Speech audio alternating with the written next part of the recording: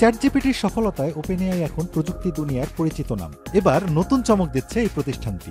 তারা আনছে নতুন এক ব্রাউজার। এই ব্রাউজারে চ্যাটজিপিটির মতো চ্যাটবট যুক্ত থাকবে, ফলে এটি আরও নির্ভুল ও সহজে তথ্য দিতে পারবে। সব ঠিকঠাক থাকলে গুগল ক্রোমের সঙ্গে সরাসরি প্রতিদ্বন্দ্বিতায় নামবে ওপেনএআই এর এই ব্রাউজার। সম্প্রতি যুক্তরাষ্ট্রের বিচার বিভাগ গুগলের বিরুদ্ধে সার্চ ইঞ্জিন বাজারে একচেটিয়া নিয়ন্ত্রণের অভিযোগ তুলে গুগলের কিছু অংশ ভেঙে দেওয়ার প্রস্তাব দিয়েছে।